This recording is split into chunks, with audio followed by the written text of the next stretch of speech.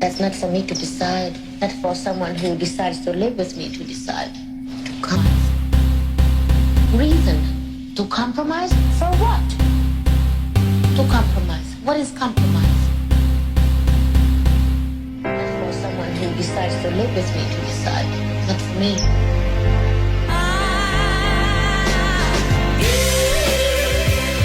Compromise? What is compromise? Compromising for what? Not to compromise for. Not to compromise for. En France, 1,3 million de personnes souffrent sous une forme ou sous une autre et à des degrés variables d'électrosensibilité. De plus, le déploiement de la 5G fin 2020 inquiète les populations sur l'impact que ces ondes électromagnétiques peuvent avoir sur notre santé et sur le bien-être. Pour apporter une solution à ce problème sociétal, nous avons décidé de créer la Mode Avion. La Mode Avion est donc une start-up qui vous protège des ondes électromagnétiques qui sont tout autour de vous au quotidien. De nombreuses autres enseignes déjà présentes sur ce marché de niche proposent ce produit, mais notre valeur ajoutée est clairement le côté design, le côté esthétique de nos produits. Nous proposons des sous-vêtements sexy, raffinés et confortables en toutes circonstances. Pour estimer la taille de notre marché, nous avons étudié différentes études statistiques et d'après les études, environ 2% en moyenne des Français se considèrent comme électrosensibles, ce qui représente environ 1,300 millions de personnes. Et donc, pour estimer cette taille de marché, cette fois dans une valeur en euros, nous avons, d'après des statistiques, fait des calculs pour un peu estimer notre part de marché, que ce soit pour les femmes ou pour les hommes. Donc, pour les femmes, on a trouvé qu'en moyenne, elles dépensaient 131 € par an dans tout ce qui était sous-vêtements. Donc, on a pris cette somme par an, on a multiplié par le nombre de personnes électrosensibles, que du coup nous avons divisé par 2. Donc de 1,3 million de personnes, donc divisé par 2, ce qui nous a donné un total de 88 millions d'euros environ par an. Pour les hommes, c'est très simple, nous avons fait le même calcul, nous avons juste trouvé la statistique que les concernant, c'était 23 € de dépenses par an.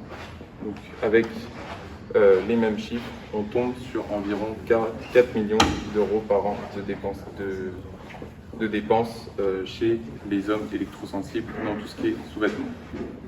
Bien sûr, ces chiffres sont à prendre avec des pincettes, mais ça nous donne déjà un ordre de grandeur de nous dire qu'il y a une part de marché non négligeable sur notre secteur.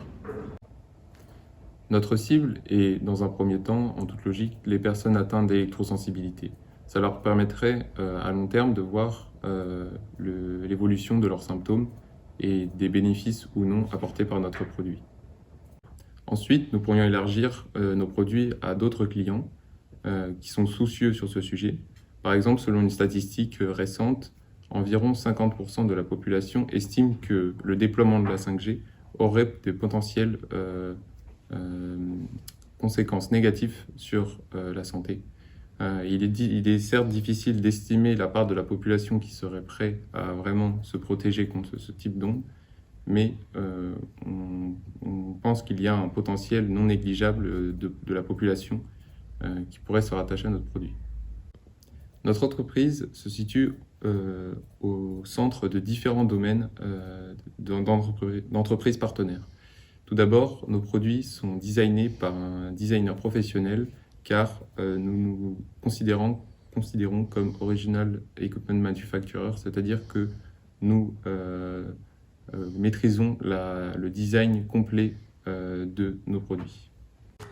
Puis, nos produits seront ensuite fabriqués dans les ateliers du Point Français et ensuite livrés, stockés dans nos entrepôts qui nous appartiennent pour ensuite être livrés par les services de la Poste à nos clients.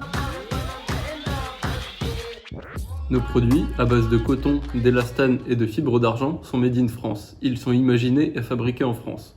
Nous allons proposer dans un premier temps une gamme pour hommes avec des caleçons, des boxers et des slips, et une gamme pour femmes avec 3 types d'ensembles. Fonctionnant sur le principe des cages de Faraday, Nos produits atténuent les ondes électromagnétiques jusqu'à des fréquences de 60 GHz. Nos produits permettent donc d'atténuer, voire stopper, les ondes électromagnétiques des principales technologies de communication comme le Wi-Fi ou la 5G.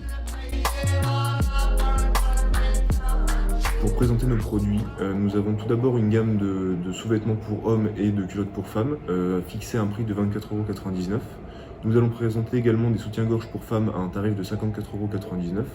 Comme vous pouvez le voir sur cette image, nous comptons par la suite éventuellement développer des vêtements pour enfants ou pour bébés, mais c'est pour l'instant uniquement à l'état de projet. Pour ce qui est du site internet, nous avons pensé un site de e-commerce hébergé chez un opérateur cloud. Ça nous permettra de nous délester des frais d'infrastructure. Afin de mettre en avant notre site web, nous allons procéder à un achat de mots-clés, comme par exemple des mots-clés sur les ondes électromagnétiques ou l'électrosensibilité. Nous allons également acheter l'indexation du site afin qu'il soit plus facilement trouvé par les utilisateurs. Pour ce qui est des publicités, nous allons utiliser Facebook Ads et Google Ads afin de nous faire une publicité vraiment ciblée sur Facebook et YouTube, ainsi qu'une campagne d'affiches dans les rues. Nous allons également fortement communiquer auprès des associations, comme par exemple Perdons pas le fil, qui se situe à Perpignan, car ce sont les potentiels plus gros acheteurs de nos produits. Par la suite, nous allons donc développer le business model de la désintermédiation, qui consiste en fait à se passer d'intermédiaires comme par exemple H&M ou d'autres gros distributeurs. Nous allons directement vendre nos produits aux clients. Et par la suite, ce business model est potentiellement susceptible d'évoluer si jamais nous déployons des boutiques physiques ou des points de vente dans d'autres revendeurs. Pour le démarrage, nous avons choisi de vendre nos sous-vêtements sur un site web. Par la suite, nous aimerions nous associer avec les Galeries Lafayette et Undies. Enfin, à l'avenir, nous souhaiterions nous développer à l'international. À l'avenir, nous souhaiterions élargir notre clientèle en ciblant principalement les jeunes grâce à des pubs et de la prévention effectuée sur les réseaux sociaux tels que Twitter, TikTok. Pour le développement de l'entreprise, nous avons besoin de nouveaux personnels et ainsi recruter des personnes en ressources humaines pour les tâches administratives, mais aussi en marketing, tel que dit précédemment, permettre d'élargir notre clientèle à l'avenir.